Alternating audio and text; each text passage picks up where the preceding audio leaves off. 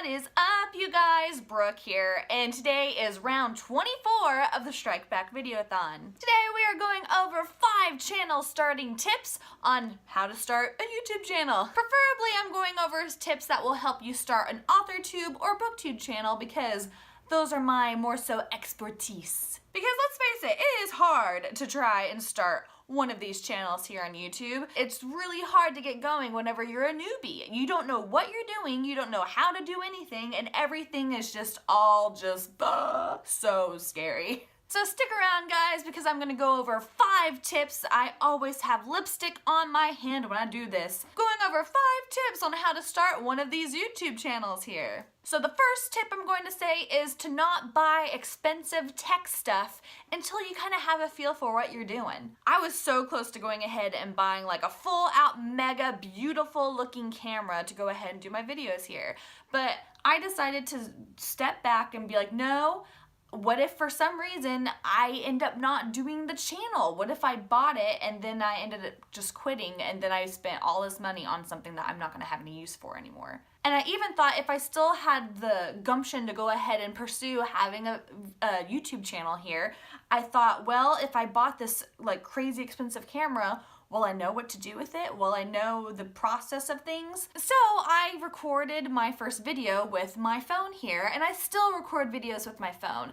And it's an iPhone 7 Plus. It does the job really, really well, in my opinion. I have this phone already, and it's handy, and to get going with a YouTube channel, I felt like it was the right way to go, and I'm so happy that I did that because it was a lot easier of putting video from camera to laptop to YouTube. Like the process is very, very simple, and I feel like you need to have things very, very simple at the beginning of it all. Whenever you don't know what you're doing with a camera that you just got, that you don't know how to work it, I mean, that makes it all the more frustrating, and that makes it all the more like putting fear and doubt in the back of your head of you thinking, I can't do this, when in fact you can. You can do this. I would just start out with minimal tech stuff as possible until you get more into a routine of things and you kind of get more into an idea of how things work. Tip number 2 is to make YouTube friends. Go out and look up YouTube videos of booktubers and authortubers because I guarantee there's gonna be a lot of people who are starting out fresh just like you are. And it's very, very beneficial to go ahead and comment on all these people's videos because the more that you comment, the more that you are gonna stand out and that your name is gonna be put out there and people are gonna watch your videos in return after you are commenting on their videos. And let's just say you like a video, you like one of their videos.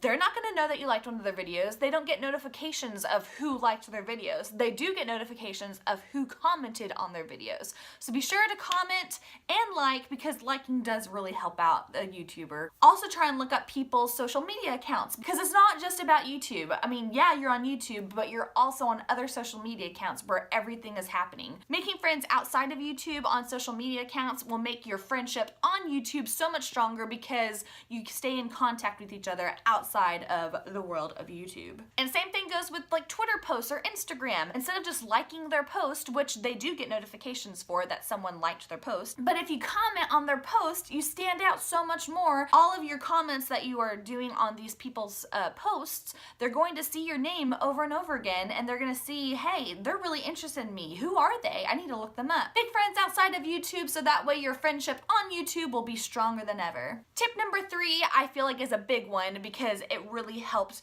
my confidence levels of getting started on YouTube, and that was newbie tags. I felt like doing the AuthorTube newbie tag, which was my first video ever, I was surprised by how many people had watched that. Doing these newbie tags on videos, you'll be able to find more people who will be like, oh, they're new to our community. I need to look them up. I need to go check them out because I need to welcome them because I was welcomed whenever I first started doing my channel with these newbie tags. And doing these newbie tags is a really good introduction as well for all of these people who are wanting to branch out and find more people to be friends with. Tip number 4, do not play music too loudly in the background of your videos. I feel like this happens a lot where newbies will be going, oh, well, this person has music in the back of their videos.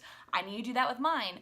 And then they let the sound of the music just so overtake what they're actually saying in a video.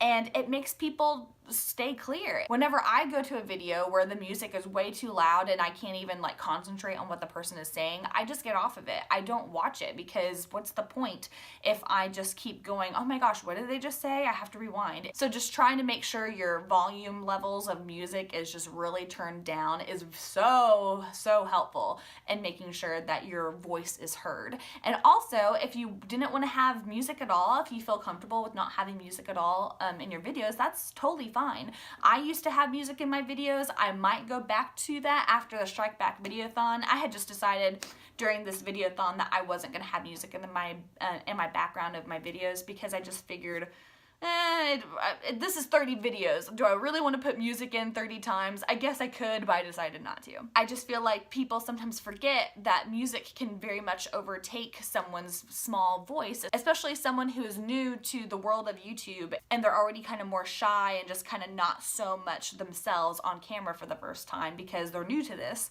And so having music overtake them is just going to make it to where people aren't going to stay and watch your videos. And tip number 5 is Hootsuite. Do Hootsuite for whenever you're trying to go ahead and post social media or your YouTube videos as well. But I go ahead and use Hootsuite for scheduling out my posts for social media with Twitter and Instagram. Hootsuite is better than ever now because Hootsuite, oh my gosh, I need to like do a shot every time I'm saying Hootsuite. Hootsuite now is actually able to go ahead and post to Instagram. For the longest time, Hootsuite wasn't able to go ahead and post pictures and scheduling them out, but now they're able to. Now you're able to go ahead and put in your picture, put in whatever type of words or wordage you're wanting to have in your post, and it's able to go up. And it never used to be like that for the longest time, and I always had trouble doing it, and so that's why I just kind of stopped doing Hootsuite, because I just felt like it wasn't really working for me. But now that they've got Instagram going up, it's so helpful to go ahead and